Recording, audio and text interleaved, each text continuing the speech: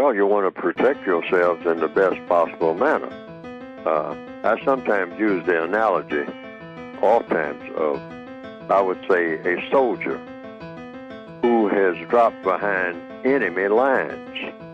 And if you're a victim of racism, you are behind enemy lines. Or a soldier who has already been captured. You've already been captured. You're a prisoner of war. So therefore, you do what works best for a prisoner of war. I often use movies as examples of some of the things that I'm saying, because sometimes people have seen the movies or they can't get the movie, and they can pick up on the lessons much quicker that way. I sometimes use the movie Shawshank Redemption about how the main character in that movie conducted himself once he was a prisoner. Shawshank was supposed to have been a fictional prison. Yes, sir. In the state of Maine, I understand, according to the movie. And this character was in the prison. So when you have to work with where you are, you can't work with where you are not. You have to always be where you are, wherever you are. So if you are a prisoner of war in a camp, a prison camp, there's certain things you have to do because you are in the camp. Yes, sir. You can't operate like you're outside the camp when you're in the camp. So therefore, you conform to the things that are being done there, but you do it reluctantly if you're in there and you shouldn't be there. You've been convicted for something that you didn't do.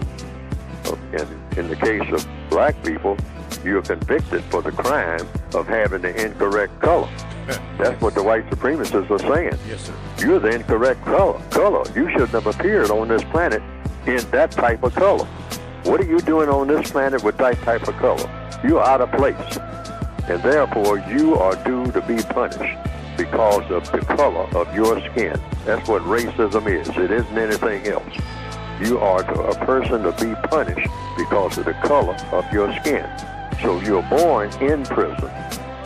So in answer to the question, how come you're not supposed to resist? You're supposed to resist, but you're supposed to do it with intelligence. Because many of the ways that non-white people call themselves resistant is not resistant at all. But they say that they're resistant. And I give that illustration about, when you're confronted with what could be a race soldier. That's a racist in a uniform acting under what they call the color.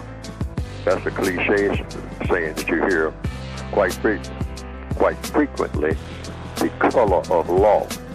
In other words, a person who is really committing criminal acts under the color of being a law enforcement officer in a constructive manner. Yes, sir. But a race soldier, meaning a person who is really a racist, pretending to be a law enforcement officer or a police officer, all right? So there's always that danger.